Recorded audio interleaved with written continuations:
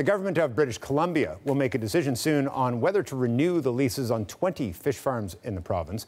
The farms are important to the economies of small coastal towns, but they're also controversial, and the government is under pressure to shut those down. The CBC's Greg Rasmussen has that story. So we're on a fairly remote section of the BC coast, and this is a salmon farm. This is what the controversy is all about. There are pens, giant pens, underneath the ocean here, but they're open on all sides. And what happens is there are hundreds of thousands of fish in these pens, and they're being fed. They're also being treated with various chemicals to deal with disease and lice outbreaks and so on. And the concern is that diseases from these fish, as well as some of the chemical treatments, are harming the wild fish stocks. And opponents say it's time for these farms to go. They're cheap, is what it is.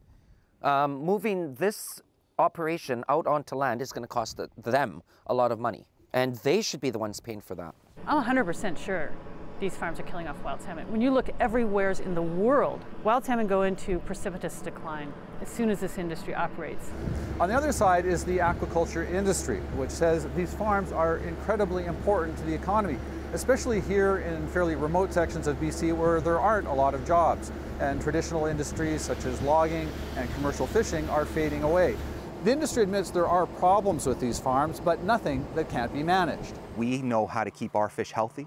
We know how to ensure that we're mitigating any potential risk, and we know that we can coexist alongside a healthy wild fishery and help conserve Pacific salmon. All of this is coming to a head now for a couple of reasons. For one, Washington State, just south of the border, is saying no more to Atlantic salmon in this type of pen. In BC, they're looking at a deadline on renewing the leases to use the oceans and the nearby land for these farms. That deadline is coming up, and a decision has to be made. There are also court cases underway, so the question of whether these farms will remain in years to come remains to be seen. Greg Rasmussen, CBC News, near Port McNeill, BC.